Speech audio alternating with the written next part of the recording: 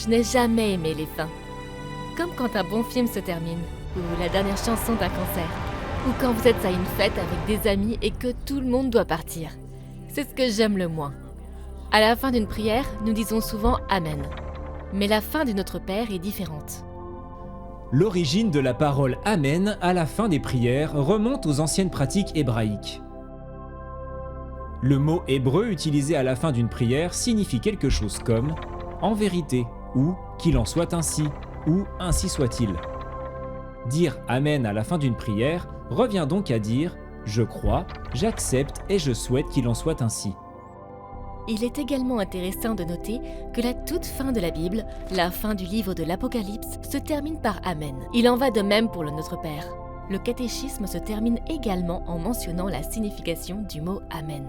Mais le catéchisme dit quelque chose de vraiment intéressant à propos de Amen au paragraphe 2865. Il dit « Par l'Amen final, nous exprimons notre fiat concernant les 7 demandes. Qu'il en soit ainsi. » Mais qu'est-ce que cela signifie ? Fiat signifie qu'il me soit fait en latin. Le catéchisme fait référence à Marie, qui lors de l'Annonciation prononce son fiat à l'ange. L'ange lui explique qu'elle mettra Jésus au monde. Elle répond qu'il me soit fait selon ta parole. C'est son oui, son fiat et son amen à la nouvelle de l'ange. Ce moment a été déterminant dans l'histoire de l'humanité. C'est à ce moment-là que Marie a eu le choix. Le salut de toute l'humanité était en jeu lorsqu'une personne a reçu la bonne nouvelle, qui est le plan de Dieu pour nous sauver en nous réconciliant avec le Père par Jésus et dans le Saint-Esprit. Marie a écouté cette bonne nouvelle, cette prière, et a répondu à la fin par sa propre prière simple. Et tout comme c'est par un homme et une femme dans le jardin d'Éden que le péché et la mort sont entrés dans le monde. C'est aussi par un homme et une femme, Jésus et Marie, que l'œuvre salvatrice de l'Évangile en Jésus-Christ est entrée dans le monde. Notre Dieu est un Dieu de nouveau départ. La conclusion du Notre Père est connue sous le nom de doxologie finale. Le catéchisme nous rappelle que nous répétons les 3 premières demandes à la fin du Notre Père.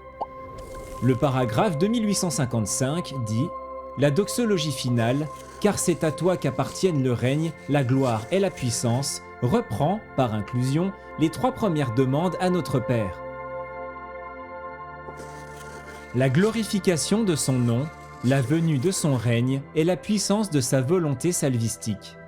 Mais cette reprise est alors sous forme d'adoration et d'action de grâce, comme dans la liturgie céleste. Le Notre Père est un résumé de la bonne nouvelle, l'Évangile de Jésus-Christ. C'est un résumé de la vie et de la mission de Jésus dans le monde. Les 3 premières demandes concernent la gloire de notre Père, son nom, son règne et sa volonté.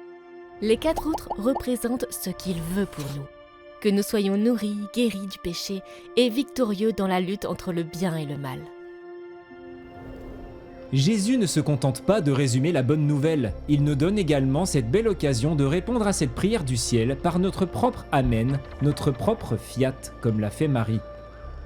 Au cœur de la mission et du ministère de Jésus se trouve la révélation du cœur du Père. Jésus révèle un Père qui veut restaurer notre relation avec lui. Et le Notre Père révèle à quoi ressemble une relation avec le Père dans la vie d'un disciple. Le catéchisme est également un cadeau qui résume magnifiquement la bonté aimante de Dieu et son plan pour nous réconcilier avec lui. Le catéchisme résume la bonne nouvelle de Jésus. Il nous enseigne ce que nous devons croire dans le credo, comment nous y participons et le célébrons dans la liturgie et les sacrements, comment nous le vivons dans la vie morale en Christ et la relation de prière qui rend tout cela possible. Le catéchisme est un résumé de l'Évangile et de toute la révélation divine accomplie en Jésus et confiée au corps du Christ, l'Église. Et le Notre Père fait encore aujourd'hui partie de tout ce que nous faisons en tant que chrétiens. Il est récité chaque jour, lors de chaque messe, dans le monde entier.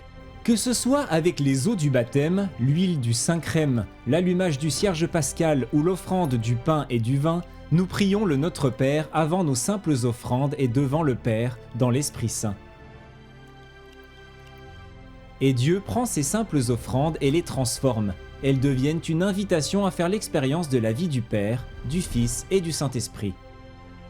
À chaque fois que nous commençons à prier, à vivre la liturgie, à réciter le Notre Père ou à lire le catéchisme, d'une certaine manière, le ciel et la terre attendent la fin. Car notre Dieu est un Dieu qui transforme la fin en un nouveau commencement. Il renouvelle toutes choses. Et à la fin, la seule chose qui manque, c'est notre réponse. Maintenant que nous sommes à la fin du Notre Père et à la fin du catéchisme, cela nous ramène à Marie et à sa réponse. Allons-nous répondre comme Adam et Ève ou comme Marie et Jésus?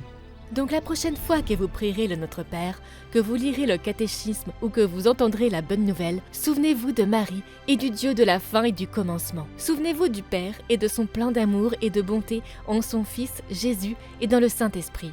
Et souvenez-vous de ce que nous attendons tous ici à la fin. Quelle sera votre réponse ?